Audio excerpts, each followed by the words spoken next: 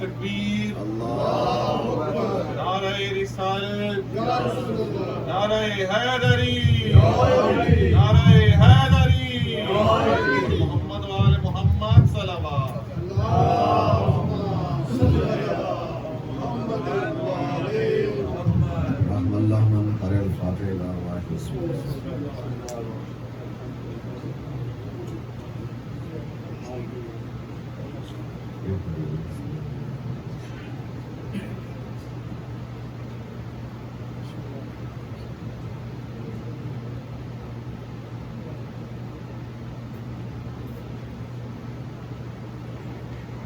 ماشاءاللہ لا حول ولا قوة الا باللہ والعلی العظیم۔ بسم اللہ الرحمن الرحیم۔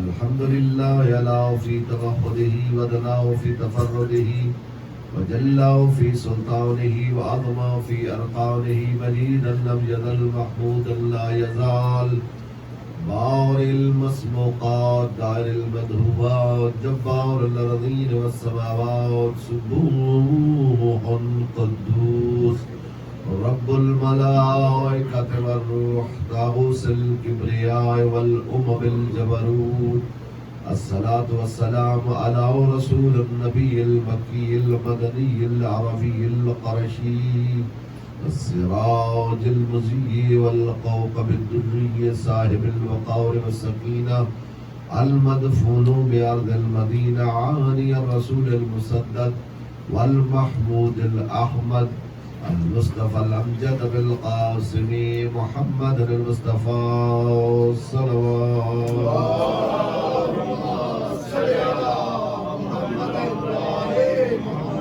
وعلى أهل بيت الطيبين الطاهرين المعصومين ولعنة الله على أعدائهم أجمعين من يومنا هذا إلى قيام يوم الدين. أما بعد فقد قال حق سبحانه تعالى في كلام المجيد وهو أصدق القائلين وقوله الحق. بسم الله الرحمن الرحيم. فبأي آلاء ربكما تكذبان. صلوات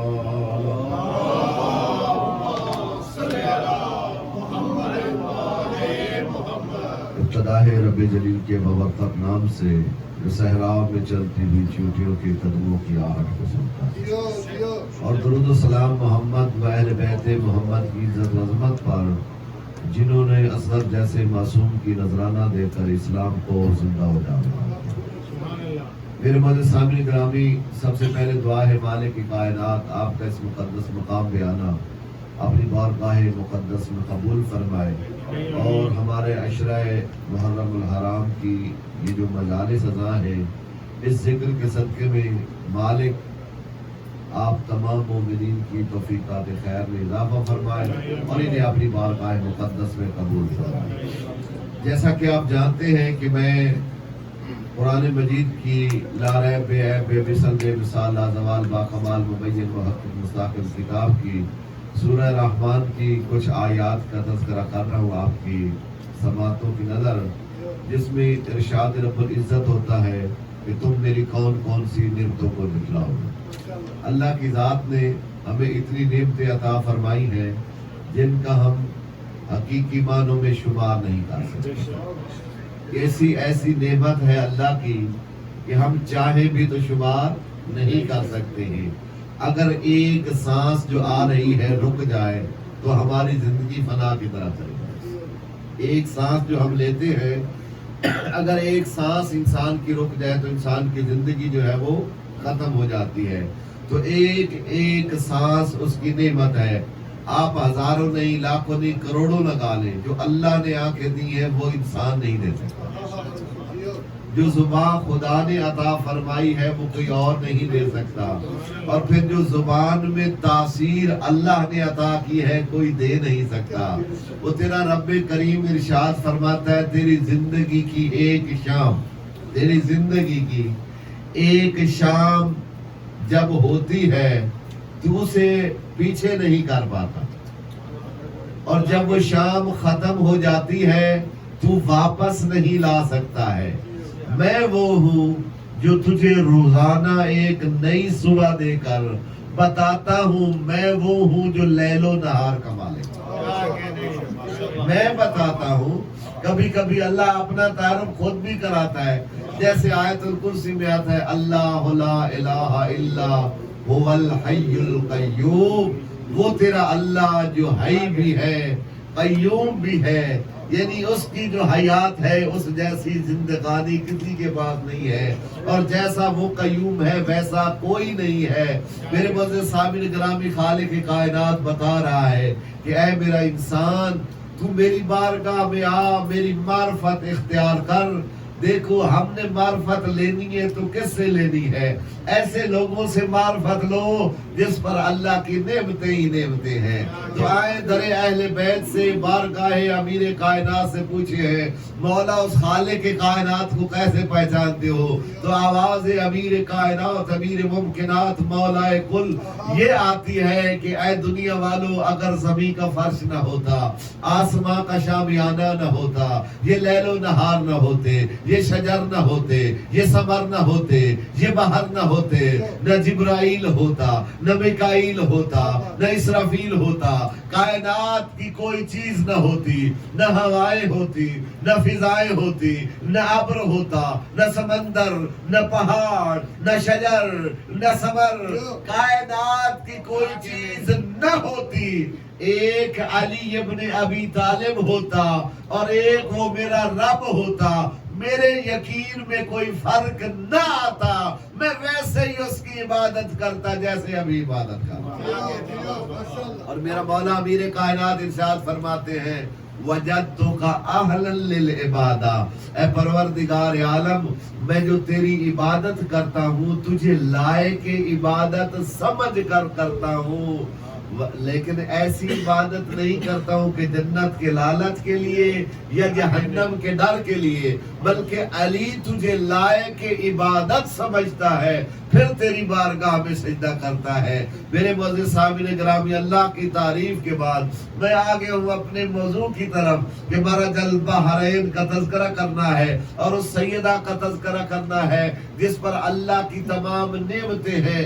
خالق کائنات نے جب مصطفیٰ کو فاطمہ کا نور عطا فرمایا ہے، توجہ ہے میری طرف، نور فاطمہ اللہ نے عطا فرمایا ہے، لیکن کہا یہی جاتا ہے پورا قرآن زمین پہ اتارا ہے، نور فاطمہ کے لیے اللہ کے پاک نبی کو شب معراج بلایا ہے۔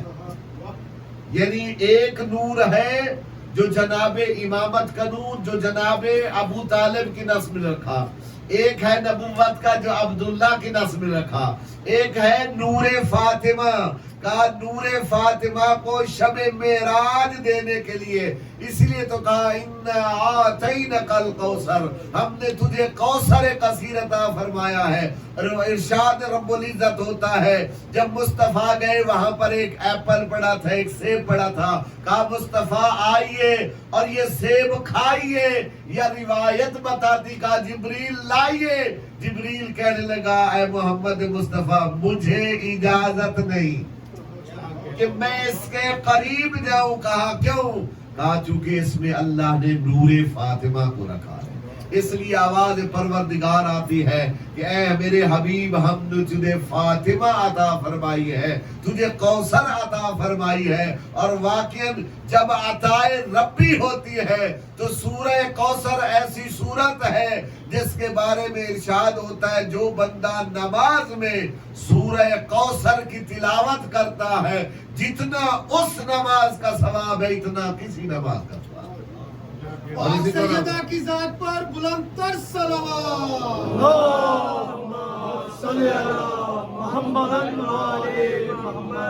اور اسی طرح جب کسی نے چھٹے امام سے معصوم سے پوچھا مولا یہ جو اللہ فرما رہا بسم اللہ الرحمن الرحیم اِنَّا أَنزَلْنَاهُ فِي لَيْلَةِ الْقَدْرِ وَمَا أَدْرَاكَ مَا لَيْلَةُ الْقَدْرِ لَيْلَةُ الْقَدْرِ خَيْرٌ مِّنْ أَلْفِ شَهْرٍ۔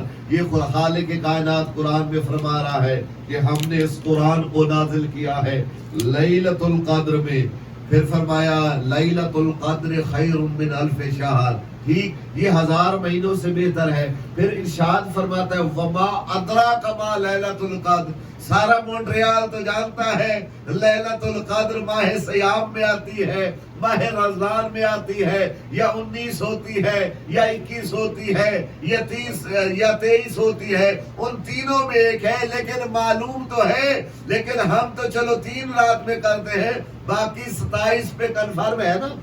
تو دنیا کے ہر انسان کو پتا ہے لیلۃ القدر کیا ہے، تو پھر اللہ قرآن میں کیوں کہہ رہا ہے وما ادراک ما لیلۃ القدر؟ تم درک ہی نہیں کر سکتے کہ یہ لیلۃ القدر کیا ہے۔ جب چھٹے امام سے جا کے پوچھا بابا یہ لیلۃ القدر کیا ہے جسے ہم پہچان نہیں سکتے ہیں، ادھر اللہ کہہ رہا ہے کہ لیلۃ القدر ماہ سیام میں ہے، عبادت الہی کے لیے آ رہا ہوں، ادھر کہہ رہے تم پہچان نہیں سکتے۔ میرے مولا نے کہا وہ میری جدہ فاطمہ ہے جنہیں لیلۃ القدر کہا ہے، تم درک ہی نہیں کر سکتے۔ کیا ہے فاطمہ؟ تم درک ہی نہیں کر سکتے کہ فاطمہ کیا ہے، اور روایت یہی بتاتی ہے پاک پروردگار عالم نے اس شہزادی کو وہ عظمت عطا فرمائی ہے کہ جس کے بارے میں روایت بتاتی ہے، آپ نے علماء سے ہمیشہ سنا ہوگا کہ جناب جابر ابن عبداللہ انصاری سے روایت ہے حدیث قصہ کے حوالے سے، تو روایت بتاتی ہے اس فاطمہ کی چادر کے نیچے اہل بیت اطہار آئے۔ آپ نے بہت سارے علماء سے یہ تذکرہ سنا ہوگا، ہر شب جمعہ پڑھتے بھی ہوں گے۔ ویسے معصومین فرماتے ہیں کہ اگر زندگی کا کوئی مشکل ہو تو ایوری شب جمعہ حدیث قصہ کی تلاوت کرو۔ زندگی میں اگر چاہتے ہو کہ اہل بیت اطہار تمہارے گھر میں آئے تو اپنے گھر میں حدیث قصہ کا ہر شب جمعہ اہتمام کرو، تذکرہ اہل بیت کرو، کہ جو اس کی روحانیت ہوگی۔ جیسے سب سے بہترین عمل ہے امیگریشن والوں کے لیے، یہ میں اتھینٹک بات کر رہا ہوں کہ جو گھر میں ہر شب جمعہ اس نیت سے کہ ہماری یہ مشکل حل ہو جائے، وہ ہر شب جمعہ اس نیت سے حدیث قصہ کو پڑھے کہ مولا ہماری مشکل کشائی کرے۔ خیر، میں تو جناب سیدہ کا تذکرہ کر رہا ہوں کہ اللہ نے اس شہزادی زہرا کی چادر کے نیچے اہل بیت کو اکٹھا کیا۔ ظاہراً تو حسن و حسین ہے، ظاہراً تو محمد مصطفیٰ ہے، ظاہراً تو فاطمہ الزہرا ہے، لیکن سیغہ آیا ہے وہ بنوہا۔ سیغہ کس کا آیا ہے؟ بنوہا۔ سیغہ جمع کا آیا ہے۔ جب علماء سے پوچھا کہ اگر ایک بیٹا ہوتا تو ابن، اگر 2 بیٹے ہوتے تو ابنان، یہاں پر بیٹے 2 ہیں، سیغہ جمع کے کیوں ہے؟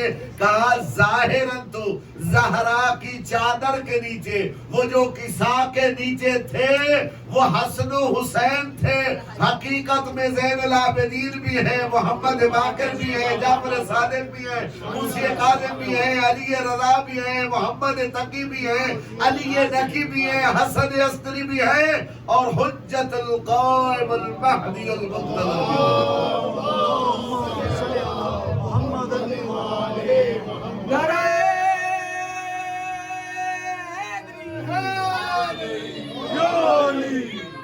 وہ ظاہری طور پر ایسے لگ رہا ہے، لیکن حقیقت میں شہزادی زہرا کی چادر کے نیچے یہ اہل بیت اطہار ہے، اور روایت یہی بتاتی ہے جبریل امین جو ہے وہ پوچھنے لگا پروردگار عالم مجھے بتا تو صحیح یہ چادر کے نیچے ہے کون؟ حالانکہ جبریل کوئی عام بندہ تو نہیں ہے، کبھی درزی بن کے آتا ہے، کبھی پاک پیغمبر کے پاس آتا ہے، کبھی مولا حبیب کے پاس آتا ہے، کبھی حسنین کا درزی بن کے آتا ہے، بلکہ فضا تو کہنے لگی جبریل میں جانتی ہوں تو درزی نہیں تو جبریل ہے۔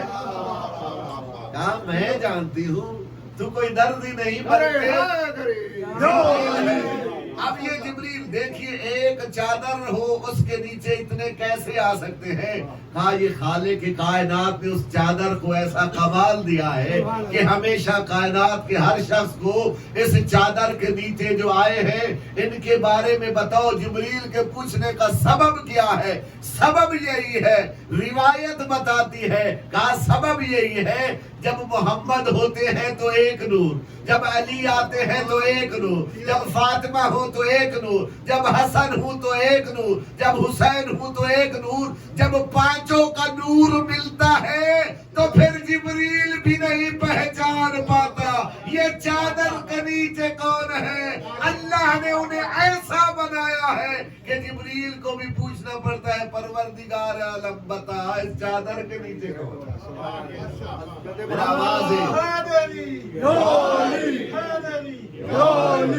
عظمت محمد وآل محمد بلند تر صلوات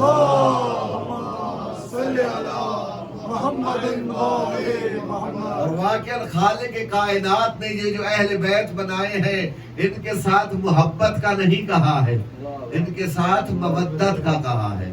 میں بتاؤں تو صحیح، بچوں کو بزرگ تو مجھ سے بھی زیادہ بہتر جانتے ہیں یہ محبت کیا ہوتی ہے اور یہ مودت کیا ہوتی ہے۔ محبت اسے کہتے ہیں کہ جس کے لیے انسان کچھ لمحات تک جاتا ہے، مودت اور چیز ہوتی ہے۔ صلوات بھیجیں بار محمد والے۔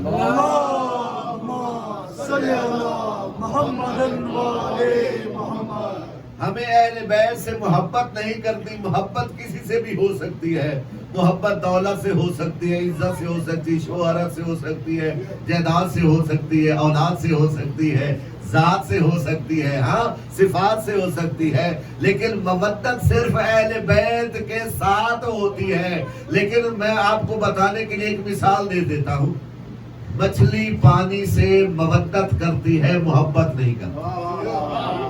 مچھلی پانی سے مودت کرتی ہے، ہم پانی سے محبت کرتے ہیں۔ اہل بیت بھی چاہتے ہیں ہم سے مودت کرو، محبت نہیں۔ یہ مودت کیا ہے؟ کہا اگر دنیا میں ہو تو زباں سے علی علی اور حسین حسین کی سلام۔ اچھا تھوڑی وضاحت تو کر دوں، یہ محبت مچھلی کیسے کرتی ہے؟ مجھے ایمان سے بتاؤ، مچھلی جب پانی سے باہر آتی ہے تو تڑپتی ہے۔ مومن وہ ہوتا ہے جس کی زندگی سے ذکر علی چلا جائے تو تڑپ پیدا ہوتی ہے۔ کب مجلس کا اہتمام ہو میں جاؤں، کب ذکر حسین ہو میں جاؤں، کب مومن حسین سے مودت کرتا ہے۔ میں نے ایسے بندے دیکھے ہیں جہاں ذکر کا اہتمام نہیں ہوتا، ہزاروں میل کا سفر کر کے جاتے ہیں۔ کہا کس لیے آئے؟ کہا حسین کی محبت میں آیا۔ میں نے ایک بندے سے پوچھا، خیر بڑے مشہور شخصیت ہے، کہ میں اکیلے بندے کے لیے ایک بندے نے چارٹرڈ طیارہ کرا دیا، سادے قسم کی بات کر رہا ہوں، کہہ رہا میں فلیٹ میں اکیلا، کسی نے اس کو بلایا نو کے لیے تو جہاز نہیں تو اس نے کہا مجلس پڑھنی ہے تو آؤ۔ ٹھیک، اس نے کہا حضور کیسے آئیں گے؟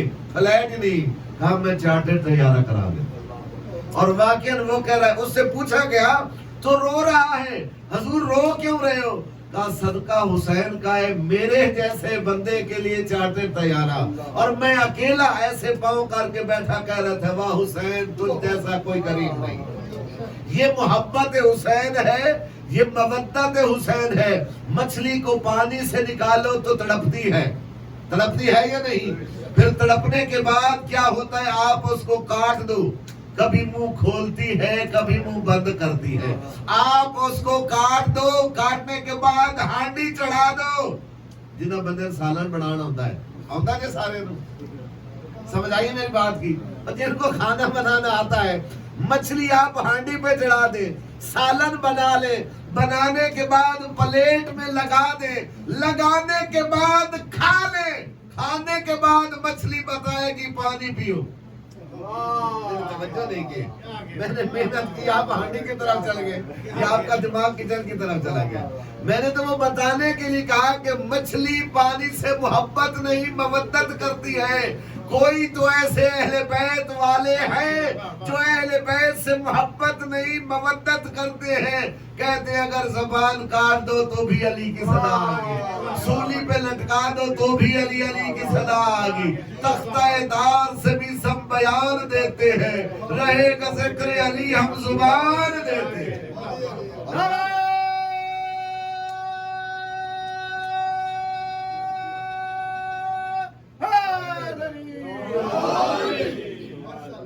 بندہ مولا کا چاہنے والا ہے. خیر میسم کا واقعہ تو آپ نے سنا ہوگا, میں نیا سنا رہا. کوفے کا رہنے والا ہے. مولا امیر کی خلافت میں اس سے مسٹیک ہو گئی, چوری کر لی. حضرت علی کی بارگاہ میں لایا گیا. کہنے لگے اے علی ابن ابی طالب, آپ کے سامنے جھوٹ تو نہیں بول سکتا, غلطی تو مجھ سے ہو گئی ہے, جو سزا ہے دیجیے, سعودیہ والی سزا نہیں. وہ ہاتھ کاٹ دیتے, بندہ نماز سے ہی فارغ ہو جاتا. اسلام نے کہا کہ انگلیاں کاٹو, ہاتھ نہیں, کیونکہ انسان کے بدن کو بھی اللہ نے مسجد کہا ہے, سبا مسانی. انسان کے بدن کو بھی اللہ نے سبا مسانی یعنی پیشانی, دونوں ہاتھوں کی ہتھیلیاں, دونوں گھٹنے اور پاؤں کی انگلیاں, یہ لگے 7 چیزیں تو سجدہ کیا ہوتا ہے. یہ ضروری ہے, 7 واجب اعضاء جو ہے 7 لگنے چاہیے, ورنہ سجدہ نہیں. اگر سجدے میں پاؤں ایسے کیا ہوا ہے جو انگلیاں ٹیڑھی تو سجدہ نہیں ہوتا. خیر اس کو مولا کی بارگاہ میں لایا گیا, کہا سچوں کا ماننے والا ہوں, جھوٹ نہیں بولوں گا. مولا غلطی تو ہو گئی ہے. کہا اچھا پھر آپ امام ہیں, عادل ہیں, آپ جو سزا دیں گے میں لوں گا. مولا امیر نے فرمایا جاؤ لے کر آؤ تلوار. تلوار لائی گئی. مولا امیر نے اس کی انگلیاں کاٹ دی. انگلیوں کو لے کر, بندہ وہ بھی بڑا کمال تھا, محبت نہیں مودت تھی. ادھر انگلیاں کٹ گئی ہیں, خون بہ رہا ہے, محبت میں کمی نہیں آئی ہے بلکہ اضافہ ہوا ہے. بلکہ آج جو ایمان کامل ہوا ہے وہ پہلے نہیں. وہ انگلیاں کٹی ہوئی رومال میں باندھتے ہوئے کوفہ کے چوک میں آ گیا, اور چوک میں آ کر کہہ رہا دنیا والو علی خیر البشر من ابا فقط کفر حق علی و علی مال حق. کبھی کہتا خدا کی قسم علی جیسا کوئی ہے نہیں, امام ہادی ایسا ہے, امام عادل ایسا ہے, قرآن علی کے ساتھ ہے, علی قرآن کے ساتھ ہے. علی وہ امام ہے جو عادل امام ہے.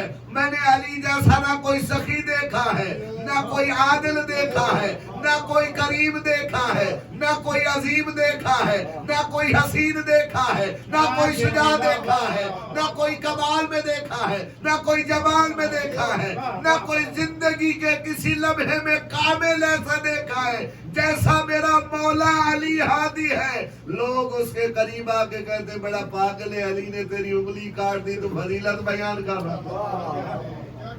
انہوں نے کہا علی نے انگلیاں کاٹ کے مجھے اور یقین دلا دیا ہے, علی وہ ہے جو حق کا امام ہے. علی کون ہے؟ اچھا بات درمیان میں آ گئی. ایک بندہ جو ہے وہ روٹی کھاتا تھا معاویہ کے پاس. کدھر کھاتا تھا؟ بے شمار تو کرو, گھبرا کیوں رہے؟ یزید لانتی ہے, پاک سیدہ کا دشمن مزید لانتی ہے, پہلے بیعت ہر دشمن تے لانا. ہمارے ایک نیو کیسل کے مومن ہے, وہ کہتے ہیں لعنت, پھر کہتے ہیں لخ دی لعنت. سمجھ آئی ہے؟ خیر کہا کہ روٹی میں ادھر کھاتا ہوں, نماز مولا امیر کے پاس آ کے پڑھتا ہے. انہوں نے پکڑ لیا, انہوں نے کہا یہ کیا تماشا ہے, نماز علی کے پیچھے, روٹی یہاں کھاتے ہو, یہ منافقت نہیں تو کیا ہے؟ اس نے کہا روٹی وہاں ملتی ہے اس کا یہ مطلب نہیں نماز بھی اس کے پیچھے ہوتی. نماز علی کے پیچھے ہوتی ہے, یہ دشمن بھی جانتے ہیں.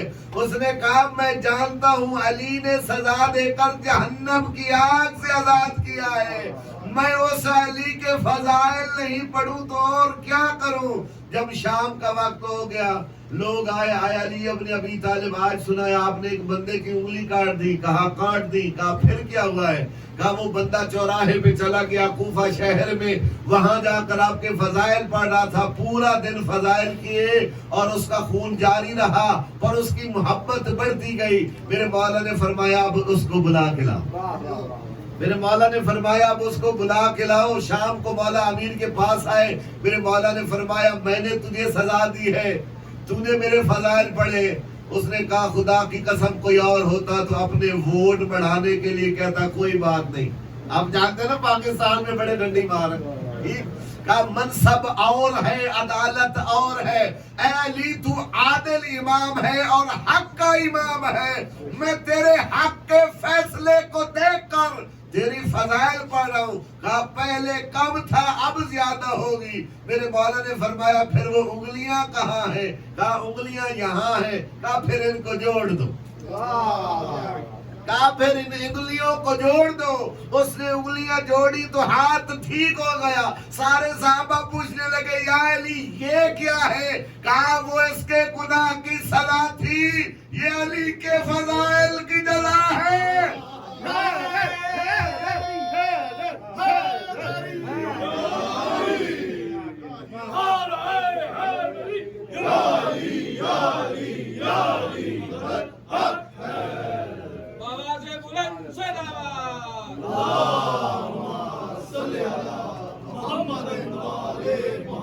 فرمایا وہ اس کے گناہوں کی سزا تھی، یہ اس کی محبت کی جزا ہے. اور واقعاً روایت بتاتی جیسے عادل امام علی ہے ویسا کائنات میں نہیں. ایک لبنان کے ہیں جورد بن جرداق ان کا نام ہے. انہوں نے ایک کتاب لکھی صوت عدالت الانسانیہ، یعنی اگر کوئی عدل کی آواز ہے تو وہ علی ابن ابی طالب، اگر کوئی حق کا امام ہے تو کہا وہ علی ابن ابی طالب ہے کہ جس کے بارے میں کہا جاتا ہے. خیر تھوڑا سا تذکرہ سناؤں گا آپ کو. جناب سلیمان نبی اللہ کا کہا جاتا ہے، اللہ کے ایسے نبی ہیں کہ جن کی حکومت ان کی انگوٹھی میں ہے. کوئی اور ہے جو انگوٹھی سے حکومت لیتا ہے، کوئی اور ہے جو آیت لیتا ہے. کہا جناب سلیمان ایسے بادشاہ ہیں کہ جن کے بارے میں کہا جاتا ہے کہ اپنے دور کے ایسے وجی تھے کہ چرند پرند حیوانات جنات انسان جو بھی تھے ان کے تابع تھے. اور قرآن کہتا ایسے جاہو جلال میں چلتے تھے. میں نے دوسری طرف پڑھتا تھا پر آپ کی محبت کو دیکھ کر فضال پڑھ رہا. ٹھیک کہا ایسے جاہو جلال میں چلتے تھے کہ روایت بتاتی ہے پرندوں نے سایہ کیا ہوتا ہے. اور ایک بار ایسا ہوگا کہ ایک پرندہ ہے جس کا نام ہے ہدہد، وہ درمیان سے نکل گیا. اب پرندوں نے سایہ کیا ہوا تھا اور کہا جاتا ہے کہ جناب سلیمان کا تخت اتنا بڑا تھا کہ جس کے بارے میں آپ کو بتا نہیں سکتا. ٹھیک تھا جس میں ہزاروں لشکر جو ہے وہ ان کے ساتھ ہوتا تھا اور ان ہزاروں لشکروں کے ساتھ سپاہی بھی ہوں گے. ان سپاہیوں کے ساتھ پرندوں کو لگایا ہوا تھا کہ یہاں پر کیا کریں، وہاں پر ایسے اڑے کہ روشنی نہ آئے، دھوپ پانی نہیں چاہیے. ایک ہدہد گیا. خیر جناب سلیمان بڑے غصے میں آئے. اگر مجھے مل جائے تو میں اس کو ماروں گا یا قتل کر دوں. یہ قرآن کے الفاظ. بہت سخت غصے میں آئے. وہ بڑا تیز تھا. اس نے آتے ہی جناب سلیمان کو، کچھ اسٹوڈنٹ بڑے کھوچل ہوتے ہیں، کھوچل سمجھتے ہیں، بڑے تیز ہوتے ہیں، آتے ہی استاد کو ایسا مسئلہ لگائیں گے کہ ساری کلاس کو سمجھ آئے کہ کہنا کیا چاہتا ہے. اس نے آتے ہی ایسے جناب سلیمان غصہ کرتے ہوئے کچھ کہتے، اس نے آتے ہی کہا اللہ کا پاک نبی بہت بڑی دین کی خبر لایا ہوں. یعنی میں تو نکلا ہوا تبلیغ کے لیے تھا. سمجھ رہے آپ؟ اس نے ایسے ہی پریشان، اللہ کا پاک نبی دین کی خبر لایا ہوں، وہاں پر تبلیغ کرنی ہے ایک ملکہ بلقیس ہے. جناب سلیمان کو سمجھائی بندہ تو پروار کر رہا تھا، میں تو ایسے غصے میں آیا کہ اس کو ذبح کر دوں گا، اس کو سزا دوں گا. ٹھیک خیر جناب سلیمان کے پاس آیا، واقعہ تخت بلقیس بھی لایا گیا. وہ روایت بتاتی جناب سلیمان کا مزاج اتنا کمال کا تھا، ایسا بادشاہانہ مزاج تھا کہ کہنے لگے تخت کون لے آئے گا. تو ایک دنوں میں سے اس نے کہا میں ابھی جاؤں گا، کوئی 2 4 5 6 10 گھنٹے کچھ گھنٹے کہے. جناب سلمان کہنے گا اچھا تو تخت لینے جائے اور میں اتنے بیٹھ رہا ہوں. یہ کیا بات ہوئی؟ اب میں اتنے گھنٹے تو تخت، اس نے کہا حضور اتنا دور ہے. اس نے کہا نہیں یہ بندہ نہیں چاہیے، اتنی دیر اتنے گھنٹے لگا دے تخت لانے میں. یا اتنے میں وہ بیٹھا ہوا تھا جس کے پاس کتاب کا علم تھا. اس نے کہا عاصم بن برقیہ. اس نے کہا حضور اپنی طرف دیکھیں، پھر پلٹ کے دیکھیں تختی طرف. یعنی ایسے ہی جناب سلیمان نے دیکھا ایک لمحے میں تخت آ گیا. اور جس کے پاس کتاب کا کچھ علم ہو ایک لفظ کا، وہ ایسے کمال پہ ہے. اہل بیت وہ ہے جن کے پاس سارا علم ہے. اللہ نے انہیں 72 اسماء کا دیا ہے، اس کے پاس ایک عدد کا علم ہے۔ تیرا امام فرماتا ہے ہم وہ ہیں، اللہ نے 73 اسماء خلق کیے ہیں، ایک اپنے پاس رکھا، 72 کو ہم کو دیا، کہا تھا کہ پتہ لگے وہ مخلوق ہے یہ خالق ہے، وہ مخلوق ہے یہ خالق ہے۔ خیر، جناب سلیمان اپنے جاہ و جلال کے ساتھ جا رہے تھے۔ روایت بتاتی ہے کہ ادھر لشکر سلیمان پہنچتا ہے صحرا میں، جس کو قرآن نے کہا ہے وادی النمل، اور قرآن مجید میں سورہ عنکبوت ہے۔ عنکبوت کس کو کہتے ہیں؟ مکڑی کو۔ اور ایک سورہ نمل ہے، نمل کہتے ہیں چیونٹی کو۔ جس نے بھی کوئی احسان کیا ہے یا کوئی کام کیا ہے، اللہ نے قرآن میں بھی اس کا نام رکھا ہے۔ کبھی آل عمران کا نام آتا ہے، اگر انہوں نے احسان کیا تو اللہ نے سورہ عمران بھیج دی ہے۔ اگر مکڑی نے زیادہ گناہ ہے تو اللہ نے سورہ عنکبوت بھیج دی۔ اگر چیونٹی نے کوئی کمال کا کام کیا ہے تو اللہ نے قرآن میں سورہ نمل بھیج دی ہے۔ یعنی اللہ کسی کا بھی ایک لمحہ رکھتا نہیں ہے۔ یہ وادی نمل کی چیونٹی کے بارے میں روایت بتاتی ہے، کہا کہ جب جناب سلیمان نبی اللہ کا لشکر آ رہا تھا، اس نے ایک بہت بڑا اعلان کیا، او وادی النمل کی چیونٹیاں اپنی اپنی بلوں میں گھس جاؤ، کہیں لشکر سلیمان تمہیں پامال نہ کھائے۔ اتنی بڑی اناؤنسمنٹ کی، ساری چیونٹیاں جو ہے اپنی اپنی بلوں میں بھاگنے لگی۔ جناب سلیمان نے بھی سنا، اب ہزاروں تھی یا لاکھوں تھی، جتنی بھی تھی، بندے اور ہیں، سلیمان اور ہے، یعنی ہماری سماعت اور ہے، نبی کی سماعت اور ہے۔ نبی تو ہوتا ہی وہ ہے جس کو سمجھ آئے کہ چیونٹی کیا کہتی ہے، بندہ کیا کہتا ہے۔ جو ہم جیسا ہو وہ اور ہے، جو نبی جیسا ہو وہ اور ہے۔ جناب سلمان اب جتنی بھی چیونٹیاں تھیں ان میں سے آئے، اسی کو اٹھایا اور اٹھا کر اپنے ہاتھوں پہ رکھا۔ ہون گال کارنی توجہ ہے میری طرف۔ جناب سلیمان نے کہا اب بول کیا کہہ رہی تھی؟ وہ بھی بڑی تیز تھی۔ اس نے کہا اللہ کا پاک نبی پہلے میری بات سنیں، آپ نے میرا اعلان صحیح سنا ہے؟ جناب سلیمان نے کہا ہاں سنا ہے، کیا کہہ رہی تھی اب بول؟ کہا اللہ کا پاک نبی اتنی سی چیونٹی ہے، اب اتنی سی چیونٹی میں کتنا دماغ ہوگا؟ آپ خود توجہ کیجیے۔ وہ کہتی اللہ کا پاک نبی میں اعلان دہراتی ہوں۔ کہا دہراؤ؟ کہا میں نے کہا ہے وادی نمل کی چیونٹیاں اپنی اپنی بلوں میں گھس جاؤ، کہیں لشکر سلیمان، میں نے سلیمان نہیں کہا، میں جانتی ہوں سلیمان کسی کو مار ہی نہیں سکتا، یعنی سلیمان اور ہے، لشکر اور ہے۔ ارے اتنے مولویوں کے سر ہیں، ایک چیونٹی کو پتہ ہے سلیمان نبی اور ہے، لشکر اور ہے، آج تک سمجھ نہیں آئی، کہہ رہے محمد ہم جیسا، محمد ہم جیسا۔ ارے مصطفیٰ کی شان اور ہے، یہ تو سلیمان کہہ رہے ہیں۔ عظمت سرکار ابو طالب اولاد ابو طالب بلند تر صلوات۔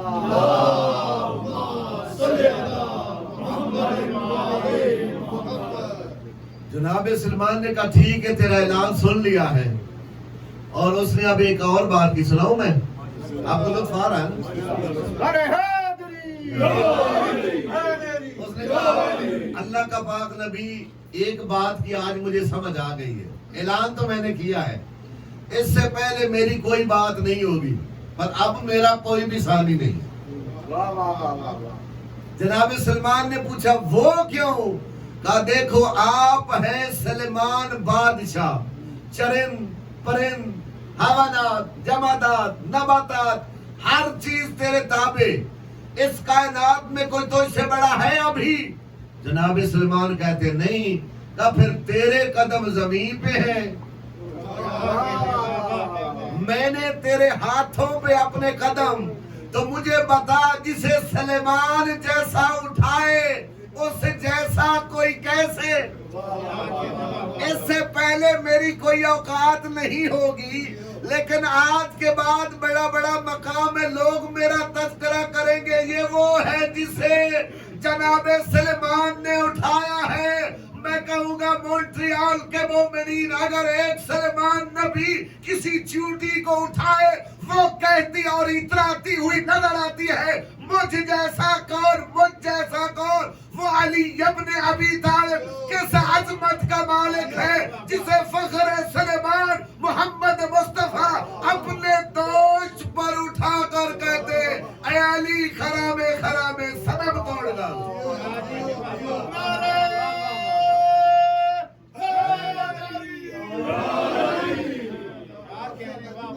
اگر چیوٹی نبی کے ہاتھوں پہ آئے اور واقعاً روایت بھی یہی ہے آج میرا دل بن گیا آپ کو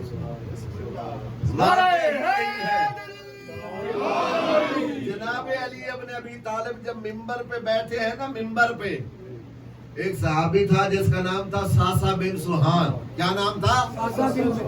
سارے بندے علی کو مبارک دے رہے یا علی مبارک ہو قد رجل حق علی مقامی حق کے مقام پہ آ گیا.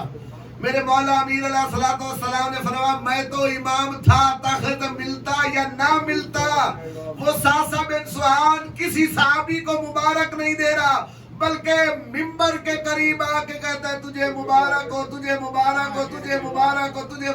ہو. لوگوں نے پوچھا ساسا علی کے بجائے ممبر کو مبارک دیتے ہو؟ کہا ممبر کو اس لیے دے رہا ہوں اس کو مبارک ہو آج اس پہ امام آیا ہے. مبارک اس لیے دے رہا ہوں آج اس پہ حقیقی وارث آیا ہے. ارے پھر میرے مولا امیر کو جب لوگوں نے آ کر کہا کہ علی ابن ابی طالب مبارک ہوا ممبر رسول پہ، کہا یہ تو لکڑی کا ممبر ہے میں تو دوش مصطفیٰ کا سوار ہوں، میں تو دوش پیغمبر کا سوار ہوں. اور روایت بتاتی ہے اسی وادی النمل میں ایک لمحہ ایسا بھی آیا ڈوگر صاحب جناب سلمان فارسی ہے مولا علی ابن ابی طالب ہے وادی نمل آ گئی مولا امیر اور سلمان کا گزر ہو رہا ہے یا ایک دم جناب سلمان کہتے ہیں ایک قرآن کی آیت ہے اور ایک سورت ہے جس میں اللہ ارشاد فرماتا ہے وادی النمل. اے میرے مولا امیر کائنات کتنا قریب ہے وہ رب جو جانتا ہے کہ وادی النمل کی چیوٹیوں کی تعداد کتنی ہے. علی ابن ابی طالب مسکرائے کہا سلمان وہ تو علی بھی جانتا ہے یہ بھی جانتا ہے اتنے نر کتنی ہیں ان میں مادہ کتنی ہے وہ بھی جانتا ہے. کہا کہو تو ان چیوٹیوں سے گفتگو کر لوں. جناب سلیمان کہنے لگے سلیمان فارسی بھی آ گیا جناب سلیمان فارسی کہنے لگے اے علی ابن ابی طالب اب چیوٹیوں سے پوچھیں گے اس سلیمان کا یا جس کا مجھے کیسے پتا چلے گا آپ کیا کہہ رہے ہیں. مزہ تو تب ہے سلیمان کی آنکھیں سنے وادی النمل کی چیوٹیاں کیا کہہ رہی ہیں. وہ سلیمان روایت کرتا ہے علی ابن ابی طالب کے قدم وادی النمل میں آئے ادھر چیوٹیوں نے اپنی بلوں کو چھیڑا علی کو دیکھنے کے لیے آ رہی تھی اور ایک آواز لگا رہی تھی او وادی النمل کی چیوٹیاں اپنی اپنی بلوں سے باہر آؤ. کہا کیوں آئے؟ کہا کبھی ایک آیا تھا ہم نے کہا تھا اپنی اپنی بلوں میں گھس جاؤ کہیں لشکر سلمان تمہیں پامال نہ کر دو. آج وہ آیا ہے جس کے لیے مصطفیٰ نے فرمایا ہے النظر الی وجہ علی ابن ابی طالب عبادہ. آج اپنی بلوں سے باہر آؤ علی کے چہرے کو دیکھتی جاؤ اللہ کی عبادت کرتی جاؤ.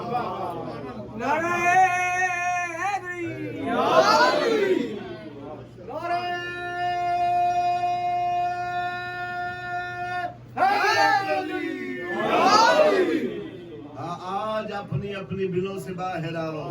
وہ آیا ہے النظر الی وجہ علی ابن ابی طالب بلند صلوات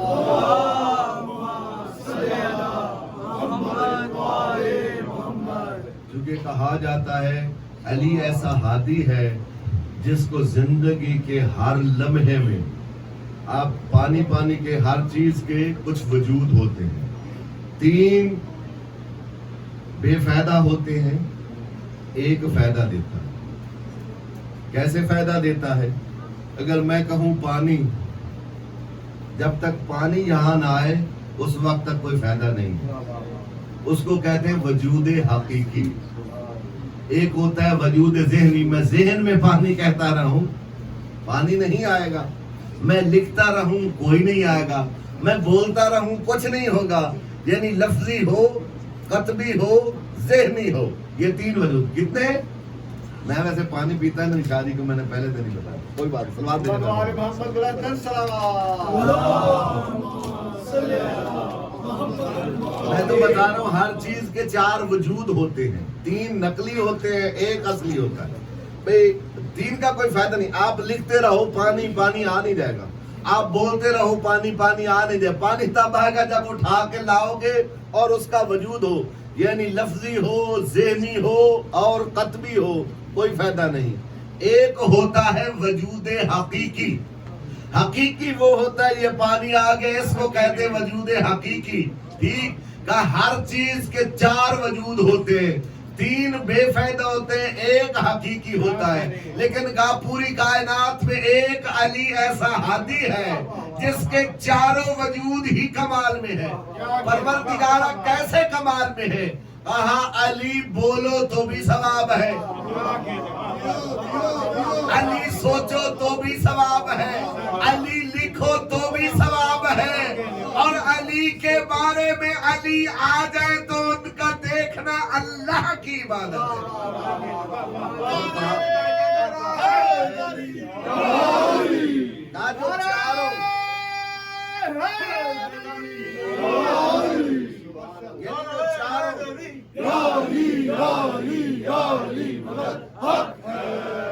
یعنی جو زندگی کے ہر وجود میں، یعنی ذہنی طور پر بھی، لفظی طور پر بھی، حقیقی طور پر بھی، جیسا کہ روایات میں بتتا ہے، کسی نے پوچھا مولا علی ابن ابی طالب آپ کے چہرے کو دیکھنا عبادت ہے؟ مولا نے فرمایا ہاں۔ کہا جب آپ نہیں ہوگے تو کہا کوئی بات نہیں، ذکر علی عبادت، کہا کوئی ذکر نہیں کر سکتا، کہا حب علی عبادت، علی کی محبت بھی عبادت ہے، ٹھیک ہے؟ پھر کہا کہ اگر کوئی محبت کرتا ہے، مودت کرتا ہے، جس کے دل میں ہماری ولا ہوتی ہے، ہمارے دشمن پہ لعنت کرتا ہے، یہ بھی اللہ کی ہے عبادت۔ ہر دشمنان اہل بیت لعنت، دشمنان علی پہ لعنت۔ اور جناب سلمان کے بارے میں روایت ملتی ہے، یہ کہتا ہے خدا کی قسم مجھے کائنات میں ایسا کوئی گھر نہیں ملا جیسا علی و بطول کا گھر، جیسا حسن و حسین کا گھر ہے۔ جیسا کہ میں کل گزارش کر رہا تھا کہ یہ وہ در ہے جس پہ فرشتگان خدا آتے ہیں۔ مجھے بتاؤ کیسا کمال کا گھر ہے کہ کائنات کے عرش والی مخلوق فرش پہ آتی ہے، عرش کی مخلوق فرش پہ آتی ہے۔ کبھی فرش والوں نے کہا ہم نے عرش پہ جانا ہے، کہا پوری کائنات کو عرش بڑا کمال پہ لگتا ہے، کہا جب در بطول پہ ہو تو عرش کچھ نہیں، یہ در بڑا کمال پہ لگتا ہے۔ کہا کیسے؟ کہا دیکھو جناب زہرا کے در پہ سلمان ہے، ابوذر ہے، قمبر ہے، یہ سارے ہیں یا نہیں ہے؟ کہا لیکن کہا انہوں نے کبھی کہا اے علی ہمیں عرش پہ بھیج دیتی ہے، اے سیدہ ہمیں وہاں جبریل کے پاس، میکائیل کے پاس، وہاں ساتویں آسمان پہ یا چوتھے آسمان پہ بھیج دیجئے۔ بھئی دو روایتیں پڑھوں گا۔ کہا نہیں، کہا کیوں؟ کہا ان کو یہ در عرش سے زیادہ کمال لگتا ہے۔ کہا کیوں؟ کہا اس لیے کہ اس در پہ عرش والے آتے ہیں۔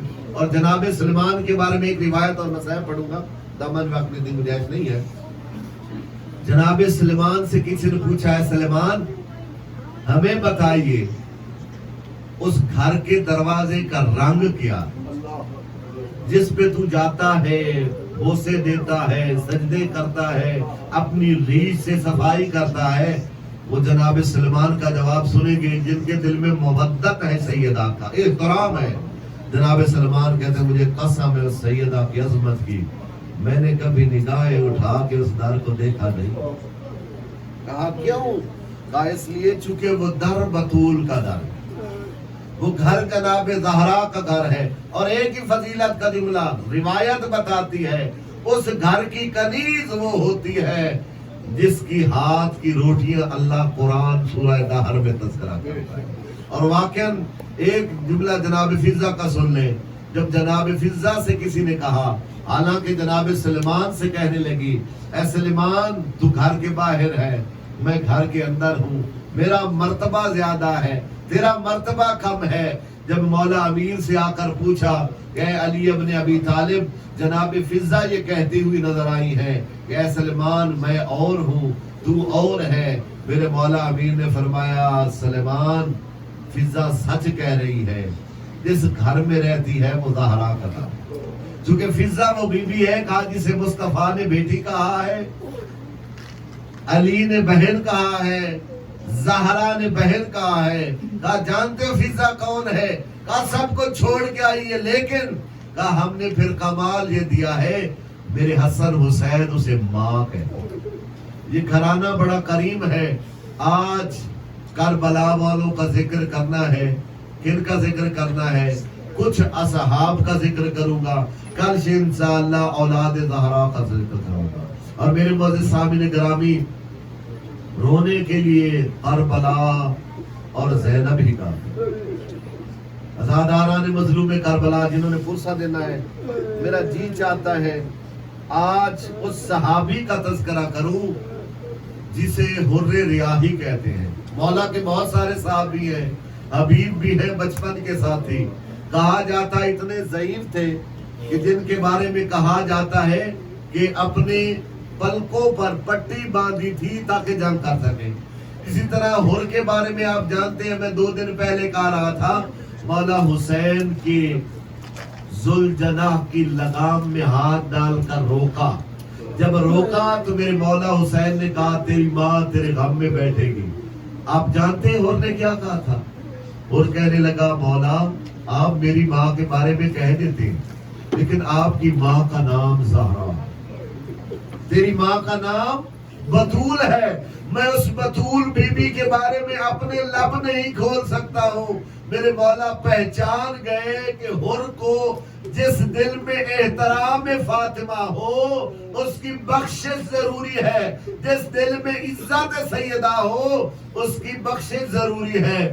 میرے مولا نے پانی پلایا اور پلانے کے بعد روایت بتاتی میرے مولا حسین کربلا میں آئے، اور بعض مورخین کہتے ہیں جب آئے ہیں 2 محرم کو کربلا میں، پوچھا یہ منطقہ کون سا ہے؟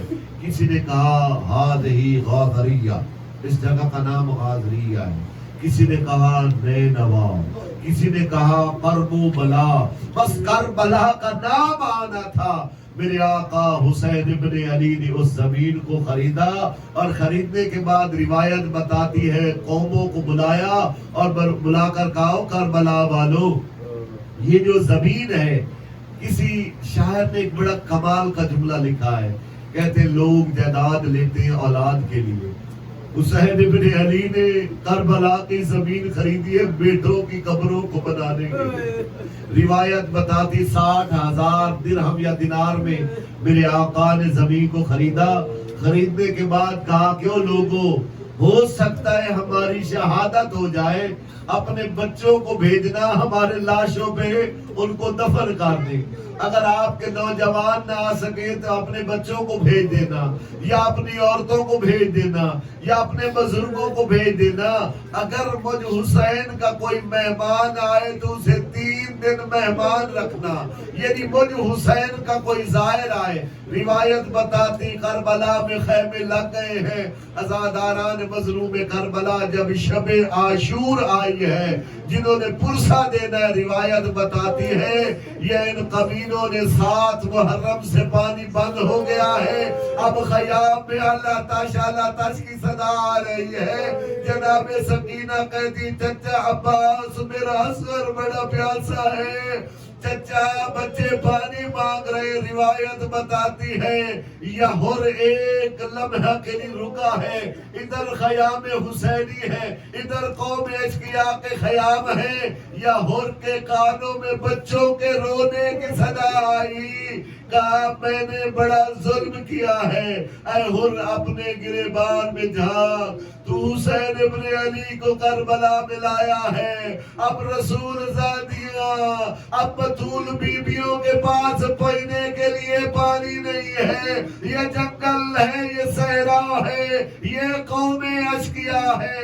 रिवायत बताती है जनाब हुर खैमे में आए हैं, अपने बेटे को सलाम किया, उसने सलाम का जवाब नहीं दिया, कहा मैं आपका गुलाम नहीं हूँ, मैं आपका ताबेदार नहीं हूँ। बाबा देखो खैमों से रोने की सदाएं बुलंद है। बाबा रसूल ज़ादिया यहाँ खैमों में है, छोटे छोटे बच्चे 3 दिन से प्यासे हैं। रिवायत बताती है कहा मुझसे बड़ा गुनाह हुआ है, हो सकता है हुसैन अली का बेटा है, हुसैन ज़हरा का बेटा है, बड़ा करीब है, बड़ा सखी है, मुझे माफ कर देना। कहा बेटा मुझे हुसैन की बारगाह में ले जाओ। अज़ादारान मज़लूम करबला जिन्होंने फुर्सत देना है, कहा बाबा मैं तुझे ले जाता हूँ, लेकिन जाने से पहले कहने लगा बेटा पहले मेरे आंखों पे पट्टी बांधो। कहा क्यों? कहा मुझे शर्म आती है, मैं हुसैन के सामने कैसे जाऊंगा, मेरे हाथों में रस्सी बांध दो। कहा नहीं बाबा मैं तुझे ले जाता हूँ, हुसैन बड़ा करीब है। रिवायत बताती है जब हुर को लेकर मेरे मौला हुसैन के करीब आए हैं,